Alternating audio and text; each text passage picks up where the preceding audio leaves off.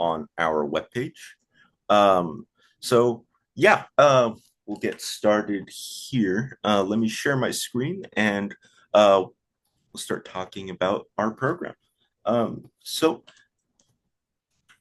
like I said, my name is Zane Sharifi. I'm the undergrad advisor. I will be here until Friday, August 8th, as I will be leaving this position and will be transitioning someone soon into this position as the undergrad advisor. But until then, I'm happy to answer any questions, especially if it's regarding grad school or things like that, because I am going through that process right now. And I'm joined by Ethel. Ethel, do you want to introduce yourself? Sure. I'm Ethel Liu.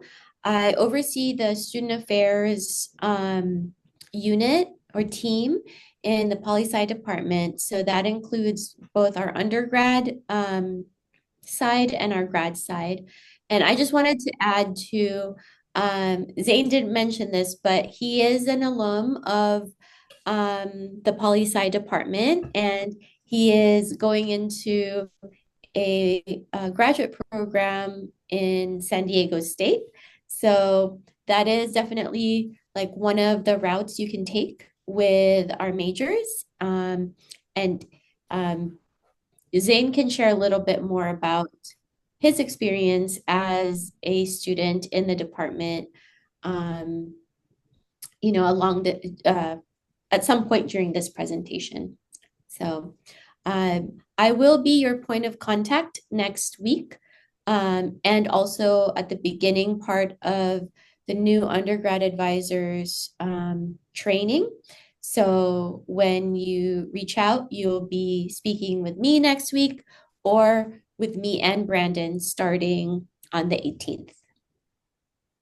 All right, thank you for Next that, slide. Ethel. Yeah. So I just wanted to add real quick that if anyone has any questions, we ask you please wait until the end for to answer those questions. We'll be having a Q&A session afterwards. And yeah, that will be a time that I can definitely connect with students a little bit more. And yeah, without further ado, we'll get started. Sorry, Ethel. It's okay. So this is the plan for today. We'll do some introductions, general information about the department.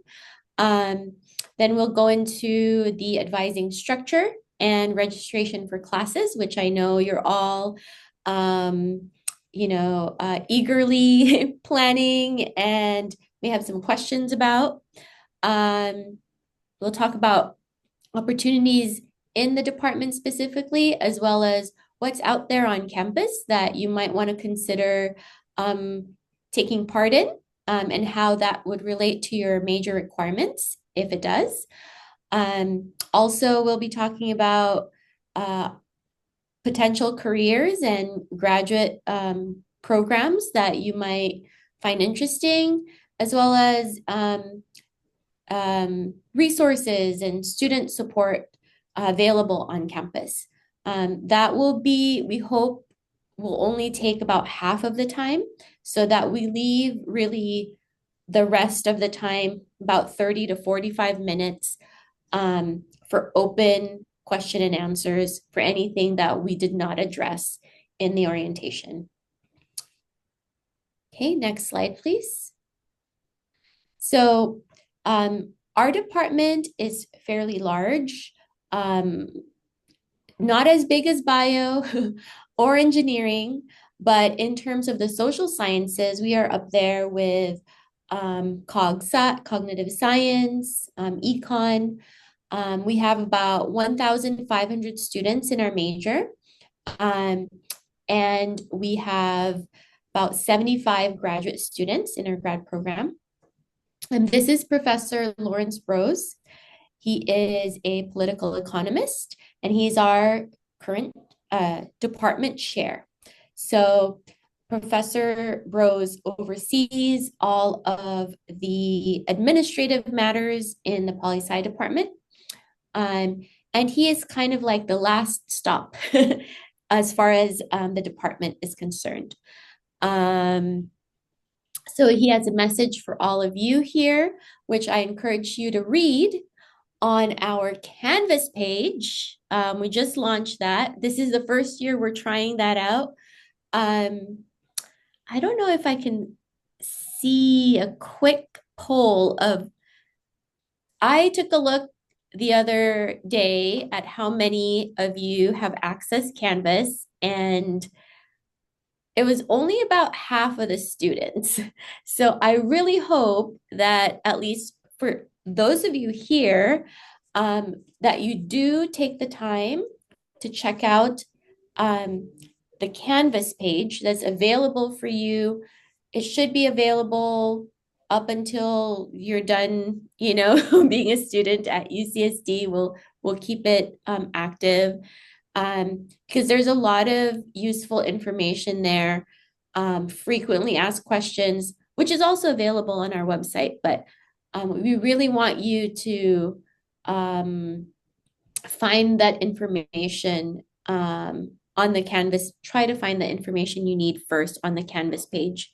And if you can't find it there, then of course you can reach out to us. Next slide, please. So a couple years ago, we sent a survey to our incoming students when they were registering for orientation to ask them, how do you plan to be successful, as a student, as a major in our program? And these are some of their responses. So, tracking their major requirements and picking courses that are the right ones for what you want to do, attending your classes, taking a breadth of courses. So you're not just kind of narrowing down your focus right away, but rather really seeing what is out there and what else you might be interested in.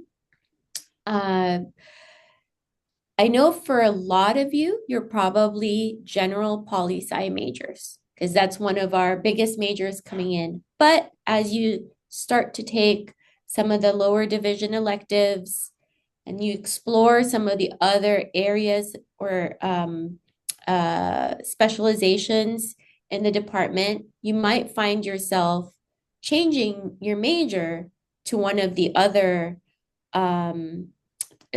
outside of general poly, but instead to a specific area, which is fine. And actually, many students do that.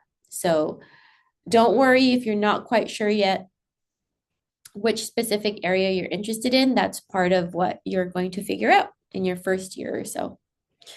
Other things to help you be successful, participate and interact with your TAs, with your peers. What else? Ask for support when you need it.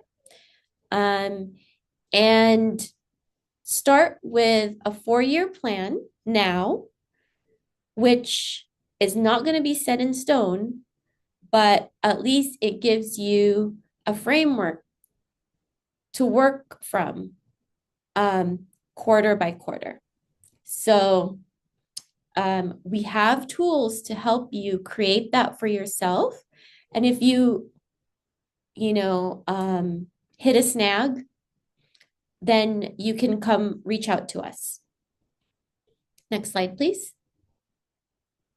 I already mentioned this earlier. This is just a screenshot of the Canvas site that we have available for you. And you should have received an email with an invitation and a link for you to access the Canvas site. And if you didn't, then do reach out to Zane and let him know so that he can resend you that invitation. Next slide, please. So these are the different subfields that we offer in the department. So besides the general poly major, you can major in these specific fields. So American politics, and it helps to get to know the range of course numbers associated with that area. So this is kind of how we arrange our classes. So AP or American Politics or REP, Race, Ethnicity, and Politics will be Poly 10. And when you're taking upper division classes, they will have numbers ranging from 100 to 109. We have comparative politics, international relations, political theory, public law for students interested in pursuing law school, public policy, which was Zane's major, and data analytics. All of these are discussed in greater detail on our website. So make sure you check that out. Next slide, please.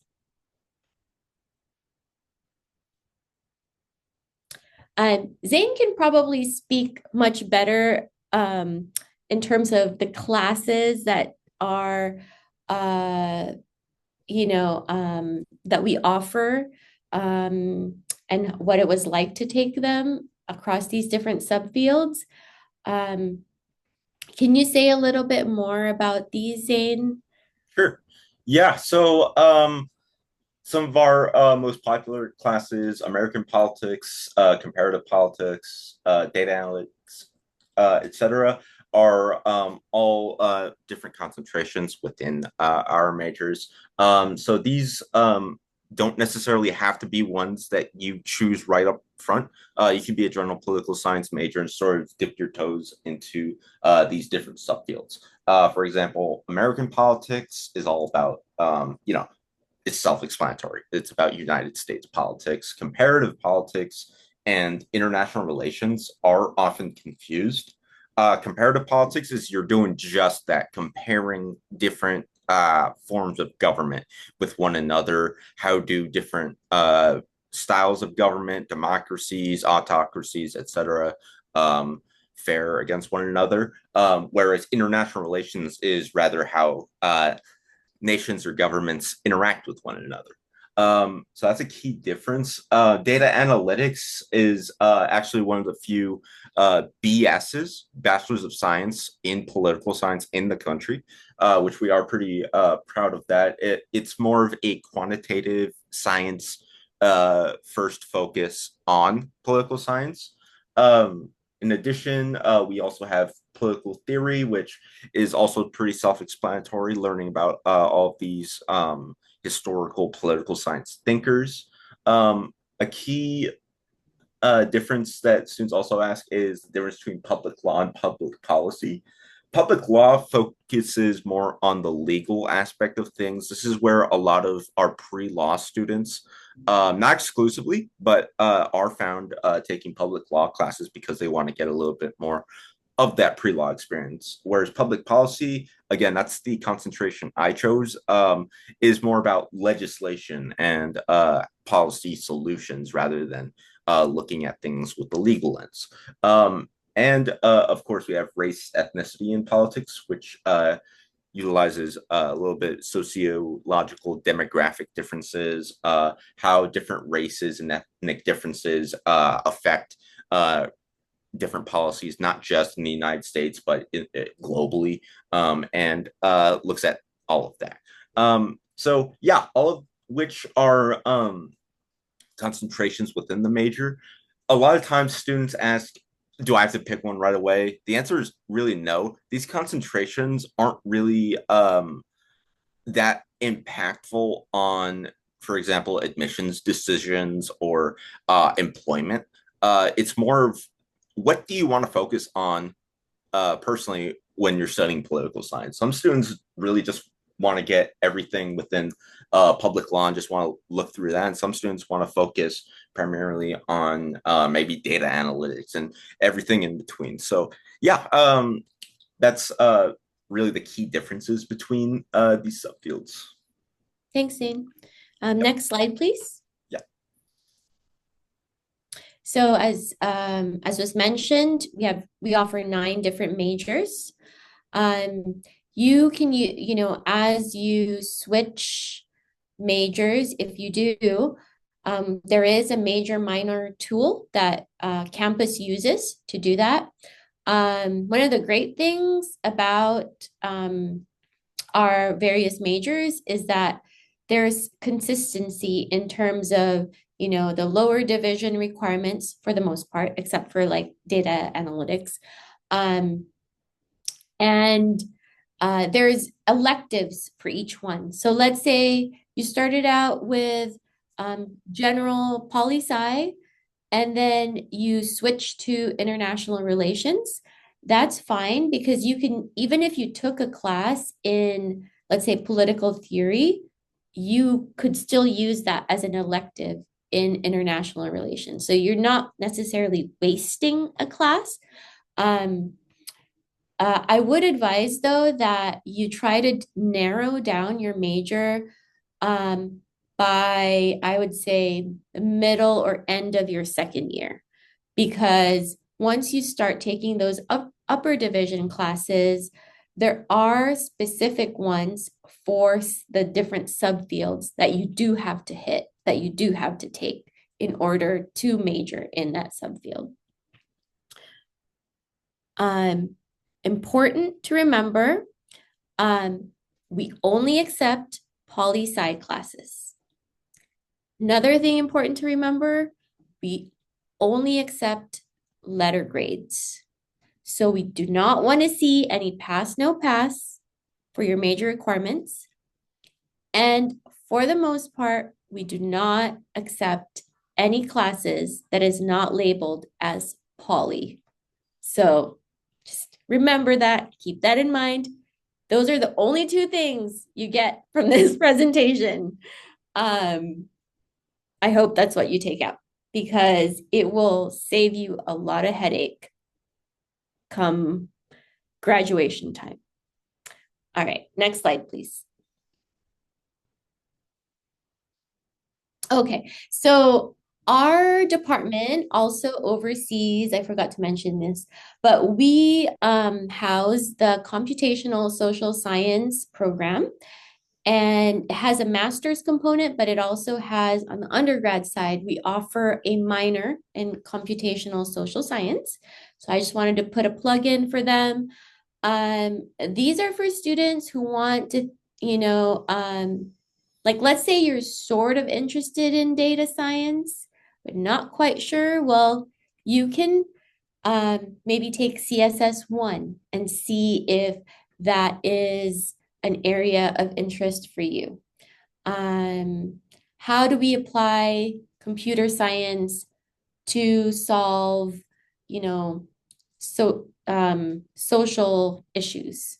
Eileen Mehrabian is the advisor for that, and we can help you connect with her should you be interested. Next slide, please. Okay, I think this is yours, Zane. Correct. Yeah. Hi. Oh, whoops. Where did the? Oh, sorry. I just accidentally pressed the button. So this is going to be focused on advising and registration, which a lot of you had questions about. So the first steps, obviously, I would focus on our web pages. If you're ever lost, the UCSD Poli Sci webpage, specifically the undergrad portion on, whoops, one of these tabs, is going to be a very good guide on the most up-to-date major requirements for these individual concentrations. It's a lot to swallow. I'm not expecting anyone to memorize any of these, but it is a good reference to have this page bookmarked. On our web pages, at the bottom of the web page, you'll find what's called a major checklist. This is a little bit more of a palatable way of looking at the classes that are required of you. And this is where I would advise you to start with your quarter by quarter plan. Looking at these classes that are required and then mapping them out. And like I said, it's not set in stone. And this can be very fluid as we're one of the more flexible majors within the university in how to put that all together. There are a lot of tools that we might not get to, but if anyone has any questions about any tips on how to form these plans, please let us know. In addition to all of this, I did want to also highlight our Masters of International Affair, Bachelors of International Affair joint degree program. We call it the BAMIA, where students can, in 5 years, earn both a bachelor and a master dual degree, which is a joint degree program between not just political science, but our neighbors at the School of Global Policy and Strategy. I call them GPS. And yeah, the requirements for this Bachelor's of um, International Affairs, Masters of International Affairs are you must be a UCSD Political Science student who meet the eligibility requirements. Those can be found both on our webpage, which we just displayed, and can be found on the GPS webpage. Students would begin taking these graduate level courses in their senior year and essentially be paying for these courses as undergraduate courses. The following year, you'd be taking those classes, those graduate level courses, and finishing those up, and you'll be walking out with both a bachelor's and a master's in international affairs. I recommend students go and visit both websites for our requirements and the global policy strategy webpage, where you can find out about application deadlines and things like that that can help you with the graduate aspect of things. Students who go down this path are advised to regularly check in with both political science and GPS to make sure they're on track to go down this road. In addition to that, shifting gears a little bit, a lot of you were might have some AP credit, or maybe if you're a transfer student, you might have some courses that will be reflected on your academic record, which is updated every quarter. I recommend students keep tabs on this and just review it every quarter, make sure everything's accurate. You can find it on your Triton link tools at tritonlink.ucsd.edu. Make sure the courses that you took are accurately listed. And if you took any, like I said, AP classes or AP tests, if you earned, for example, a score of 5, you can satisfy one of the lower division political science classes. And yeah, if something's not showing up right now, I believe admissions is still processing these transcripts. If there's anything missing, I would give it until um, maybe what is it, August 11th or so for that to update. So yeah, I just wanted to highlight that as well. In addition, this is a little bit of a more complex version of that checklist that I just showed you a couple slides ago. This is called the degree audit. It's the most accurate way to look at in real time the classes you're taking and how that applies to your individual major requirements. For example, this is a sample that we pulled. You can see these green boxes indicate that requirement has been satisfied. You need one class here, Poly 10, which has been satisfied, and thus green check mark. The blue here means something's in progress. For example, this student took Poly 30 or is currently taking Poly 30, which is a work in progress in that particular quarter. Um, this will populate with a blue box, which indicate that it's in progress. If you complete this with a letter grade, like we said, of C minus or better, this will be satisfied. The red means you still have a little bit of work to do, and it'll tell you how many classes you need. For example, this student needs one additional upper division class here and 3 here, which is why these are red boxes.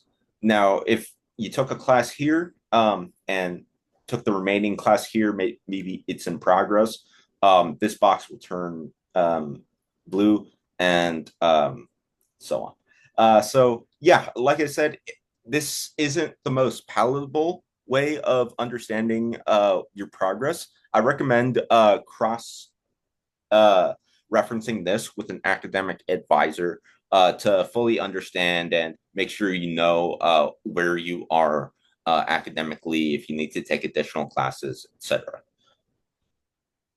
In addition to all of that, a tool we offer is the tentative schedule, which should help you in your degree planning, should make it a lot easier.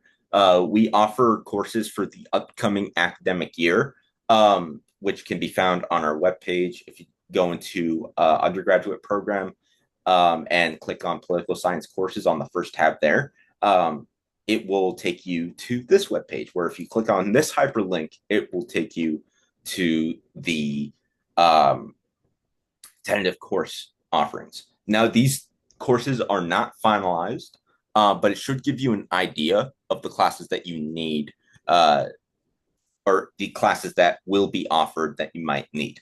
For example, you might need Poly 104J to finish up your public law requirements. What quarter is it offered? Looks like it's being offered in winter. So that's a good way to plan ahead.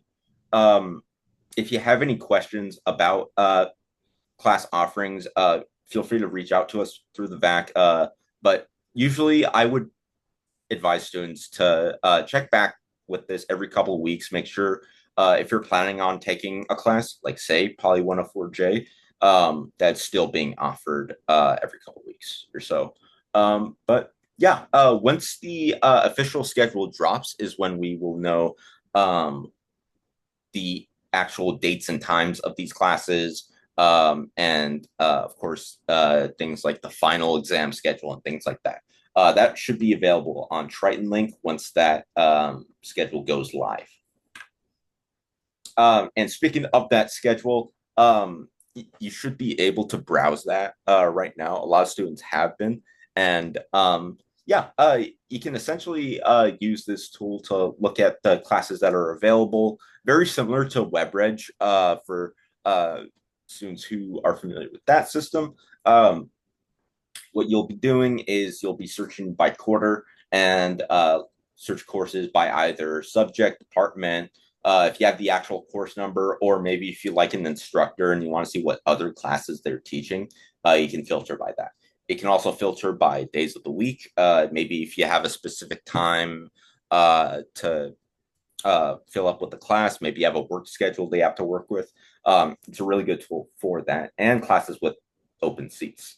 I do want to note that there are classes that do not have the final accurate number of seats available because we have reserved quite a few seats for our incoming students. So if a class says it's full or waitlisted, I would give it maybe, I would say, a week and a half or so.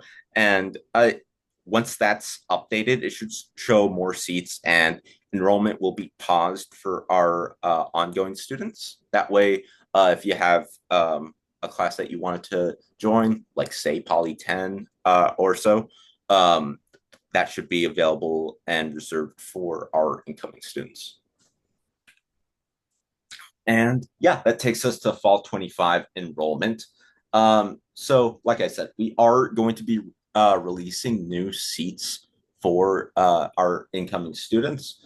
I would advise you to also check with your college and the new Triton advising enrollment guidance. That's available at vac.ucsd.edu, which is going to be your sort of hub for all of your advising questions. It's a really good resource for students who don't know where to get connected with something.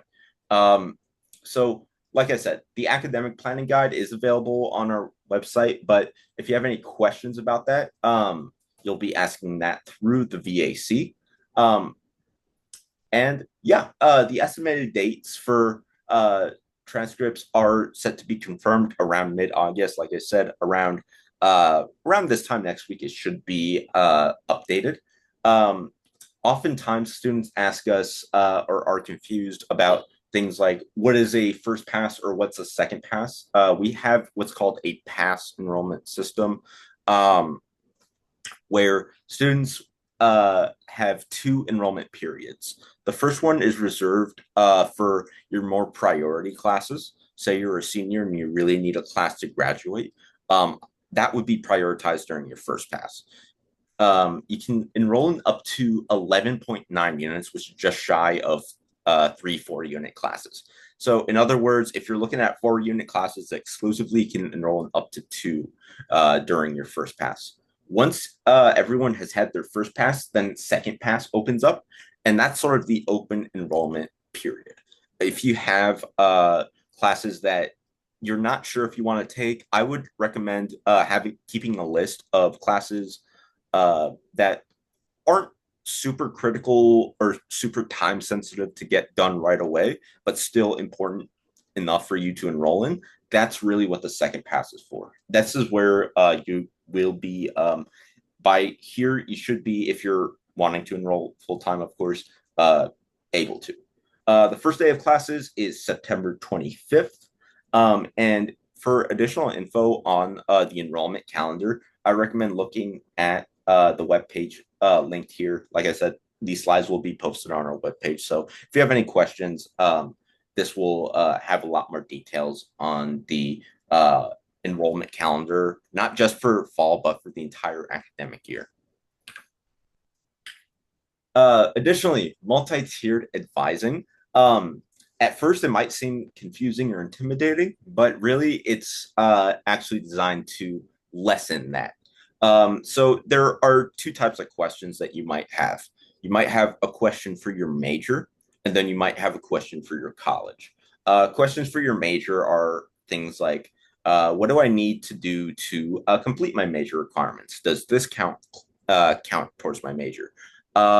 Things like that will go through your major department. That's really our department, and we'll be looking at those. Questions that might include anything from GEs to university requirements, overall unit counts, or anything administrative or housekeeping wise should start at least with your college.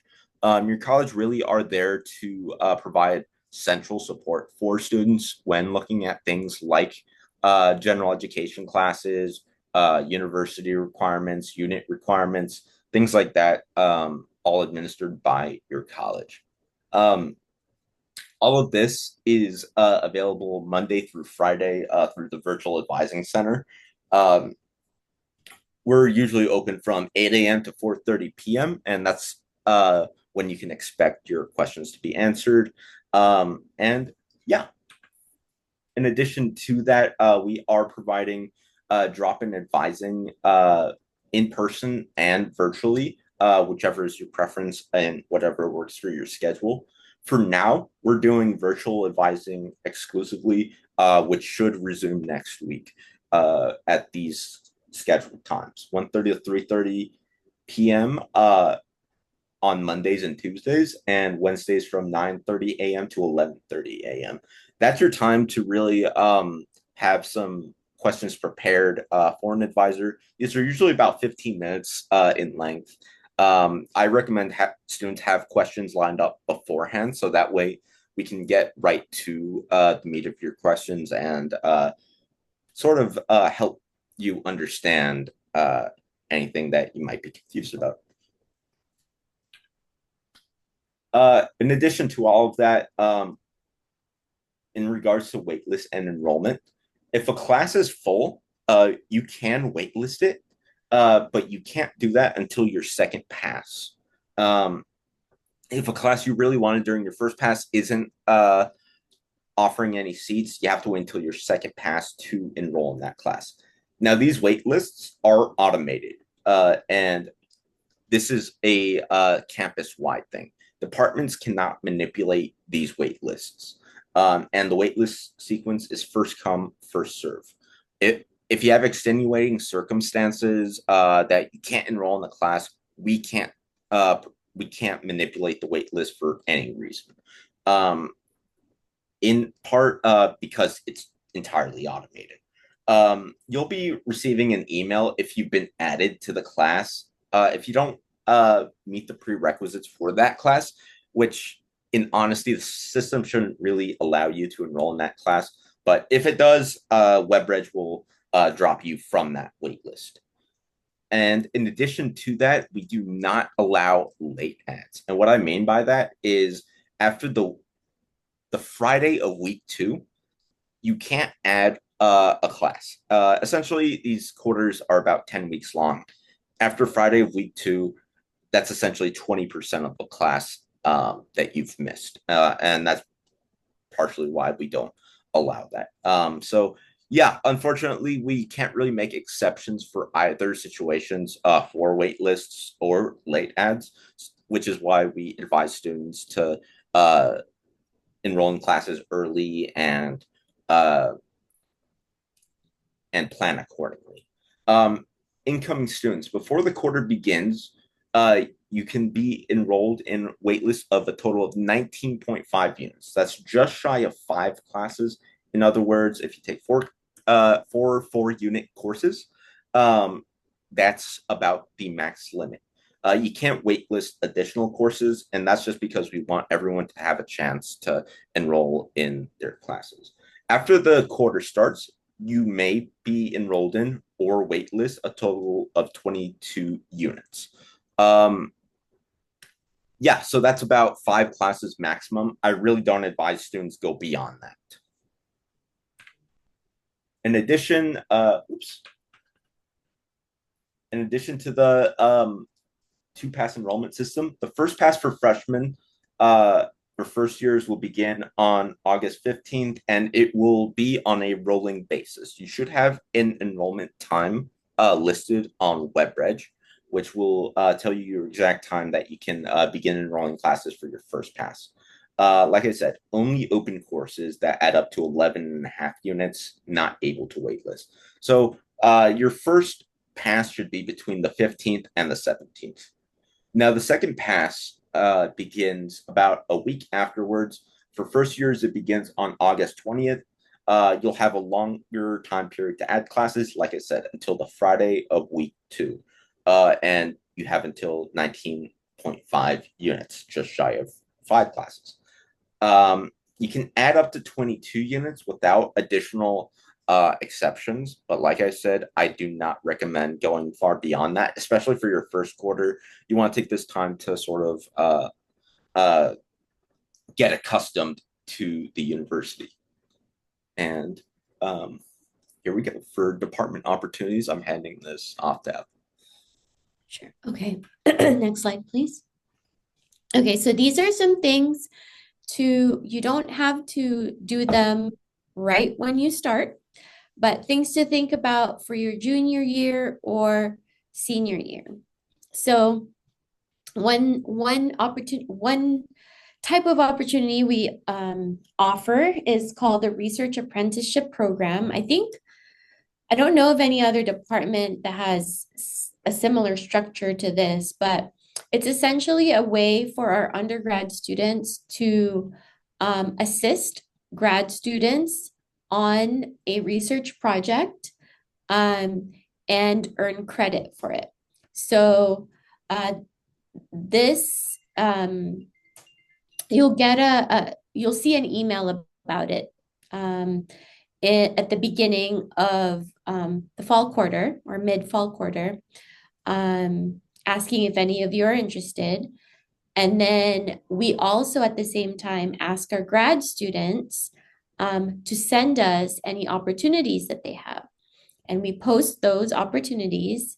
Students then apply to the various projects that are available. And then before winter quarter, the grad students let us know who among the students who applied to their project they have accepted or they're taking in as mentees. And so those students who were selected by our grad students can then enroll in Poly 198 RA for the winter quarter and spring quarter. Some of our students want to go above and beyond just helping out in the research project, but they also want to write a research paper. So for students who are interested in writing a seminar paper related to the graduate students' research project, or if they want to just independently create and pursue a research project of their own, they can earn, sorry, Poly 199 credit. Next slide, please.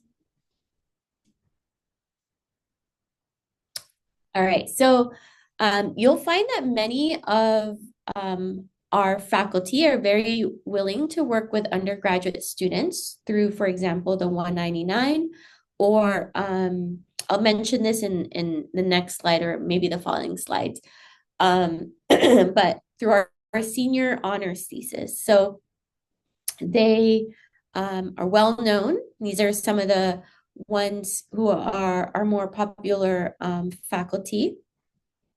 Next slide, please. And you can find out all about them too on our website. I think we put the link on there. So the senior honors program is for your last year in the major. It starts off really like at tail end of your junior year, because you got to figure out, what it is you want to study. Actually, I would say it starts off even before that, when you build rapport with the faculty instructors in the courses that you're taking, right? You don't want to, out of the blue, just approach a faculty member and ask them to be your mentor or to be your advisor for a senior program. You want to have already had established, be known to that faculty member, either by having had taken their class, or maybe having previously done a 199 with them. And then in your senior year, or in the late junior year, you can ask them if they can serve as your thesis advisor. It's a year-long project. You take the seminars in your in your fall and winter. And then in the spring is when your thesis is reviewed and by faculty in our program, and they determine whether or not you get the honors designation.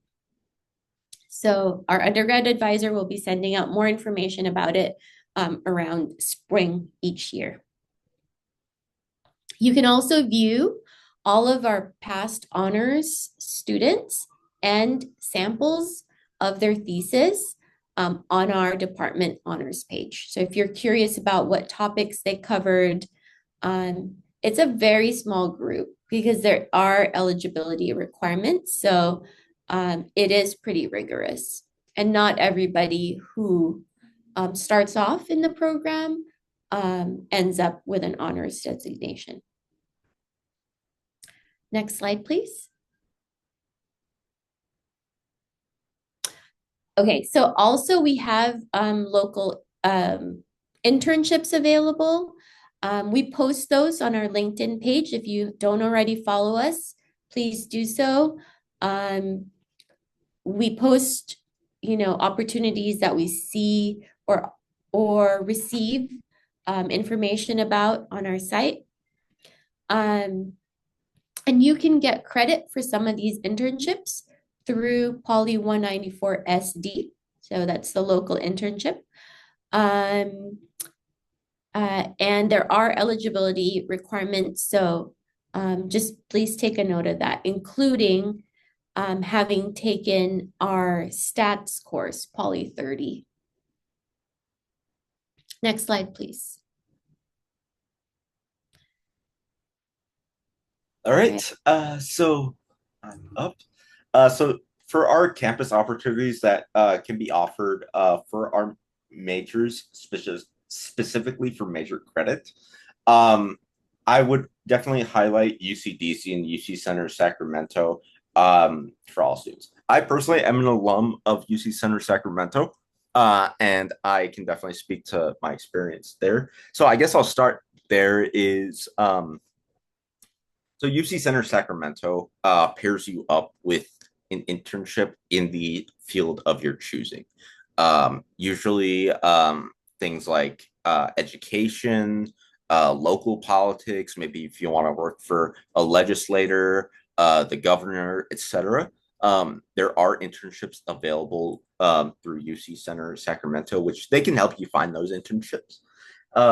And for 1 quarter, you'll be in either DC or Sacramento. They're both eligible for major credit as you'll be taking both courses there and interning there. UC Center Sacramento specifically has a research component to it where you'll be taking a research seminar and working on a research project. And at the end of the corner, you get to present that to employers in the area. My internship with that program was with the California Community College Chancellor's Office.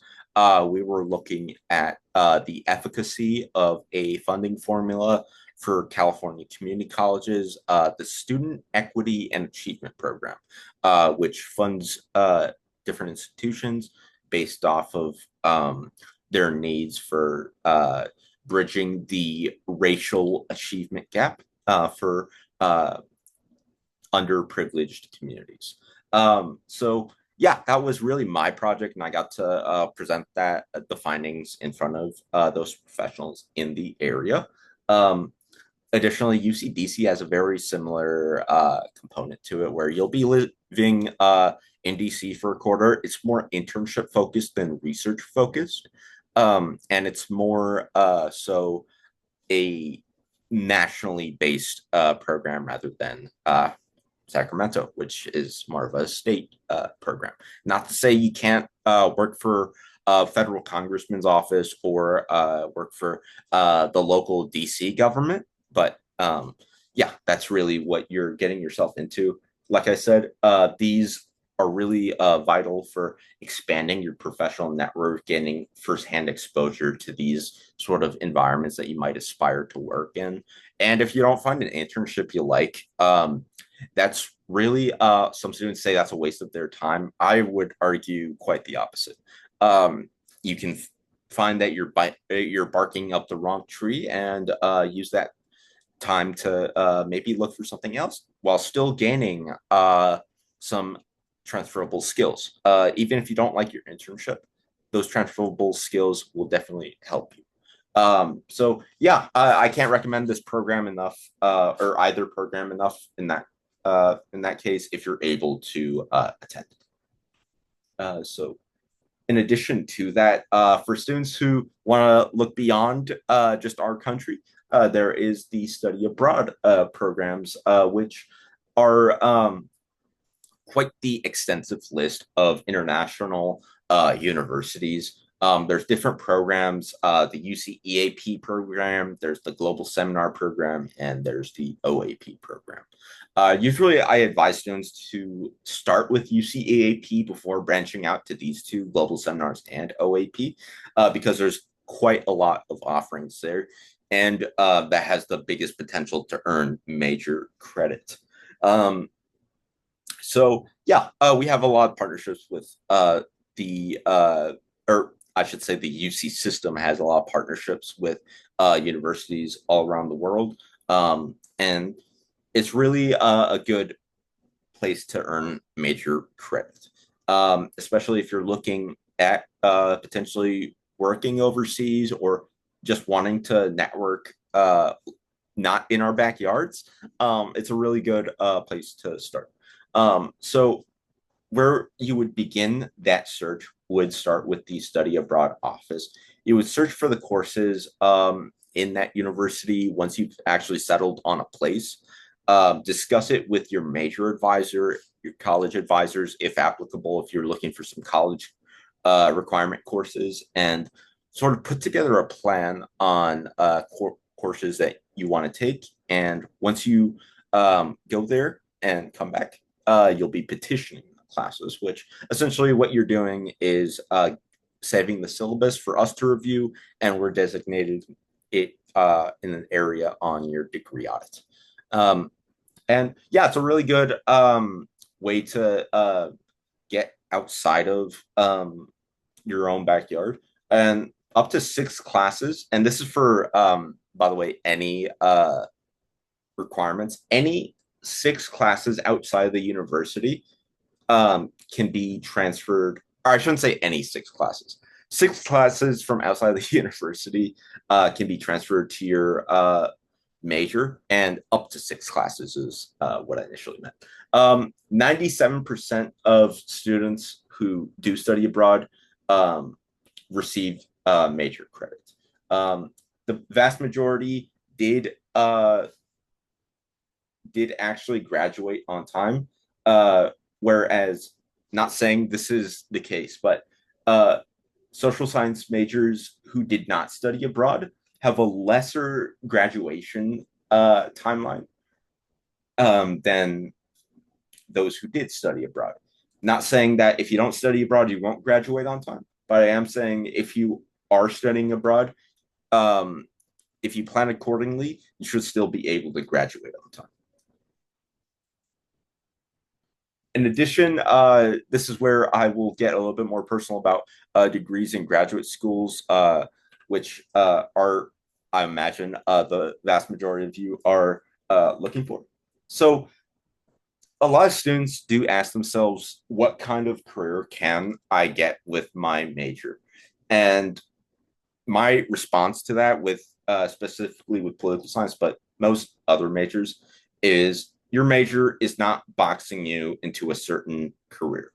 Um, you're earning transferable skills through political science. There's a lot of skills that you can learn through political science, along with other majors that bolster your resume in ways that go beyond just the course material. You're talking about things like leadership, team communication, problem solving, things like that are all skills that are taught not necessarily just from political science, but taught in this sort of university setting.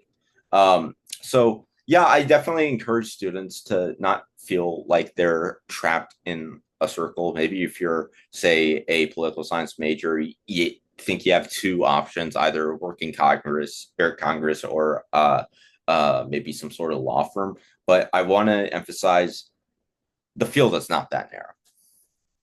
Um, in addition to that, I do want to also add, with my graduate school plans, I was initially also a political science major, and I work now in education, but for now I'll be transitioning to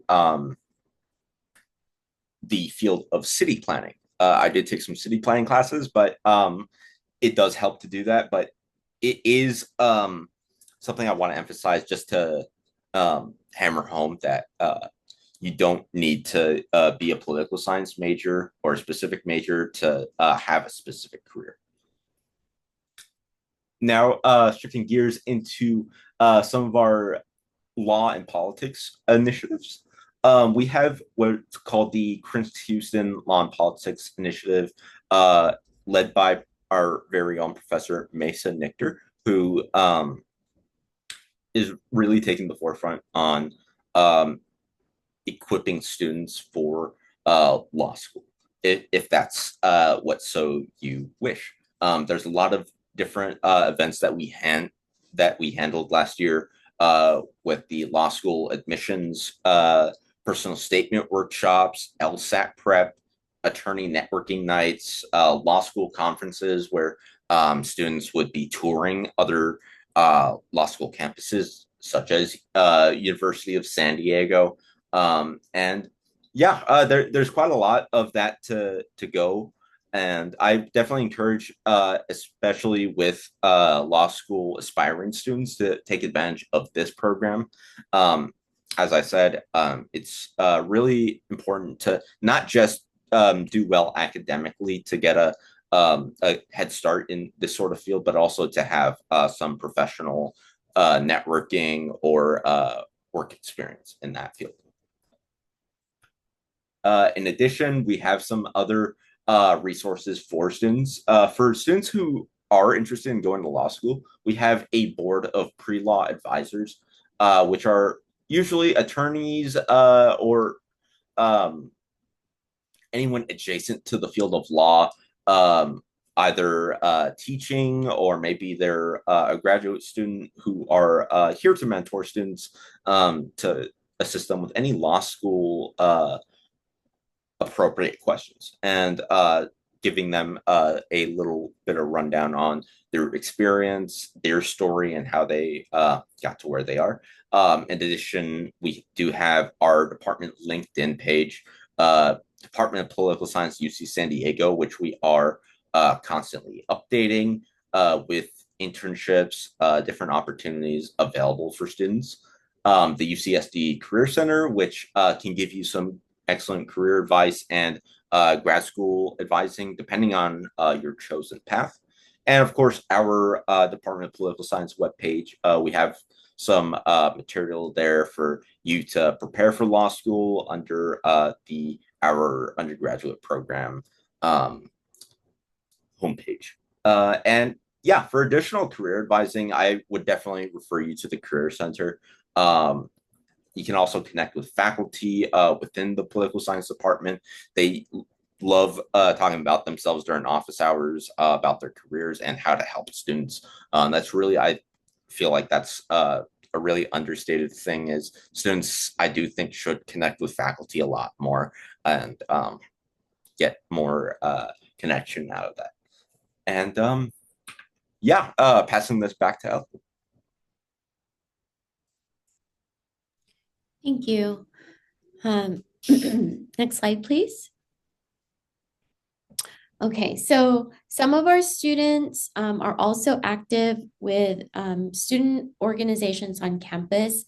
Your colleges may have mentioned to you that we have the Center for Student Involvement on campus, and on their website, you could see all the different student orgs available. These are just some of the ones related to political science specifically. That you may be interested in, but you know, there's other parts of yourself. You're not just a poli-sci major. You know, sports activities, social clubs, things like that, that you might be interested in, will be on that list of student organizations and will help you really find your people on campus, find your community. So make sure you also check those out. Next slide, please. Another really important part of what our undergrad advisor does is serve as the OSD liaison. So any students with disabilities can reach out to our undergrad advisor. You'll be directed, of course, to the Office for Students with Disabilities so that you can get assessed and you can get the proper accommodations that you need for your disability. We have some of that information on our website, but that will also direct you to the OSD site as well, so that you can schedule an appointment with them. Especially important to set that up before the quarter starts so that you can get your accommodation letter, you know, by the beginning of the quarter, because those midterms, the you know, classroom setting, whatever it is that you might need for your accommodation it's important that it's set up well ahead of the time that you will be engaged in the class. Next slide, please. These are just some of the other things to just be aware of as you're transitioning to UCSD. We have student success coaches. I believe they are kind of sprinkled throughout the colleges. So some of you might be participating in that. There's also the analytical writing program for students who may need to do that for their, you know, ahead of meeting requirements for their writing classes. Campus also has a teaching and learning commons where you can get tutoring and writing support for your classes.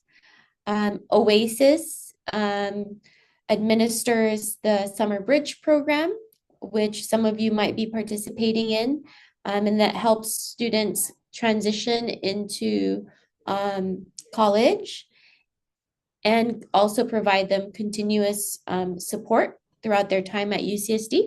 And then, as I mentioned, be sure to connect with the Office of Students with Disabilities if you need special accommodations. Next slide, please. A couple of other things that perhaps you haven't thought of right now, but something to really tap into during your time here at UCSD is to look at the resources available with the CAPS office. If you look on their website, there's some really great handouts, reminders, links to things that you could use, tools for you to thrive during your time as an undergrad student here. And should you find yourself needing counseling support, they are available for students. It's free, it's confidential. We won't know that you met with a CAPS counselor.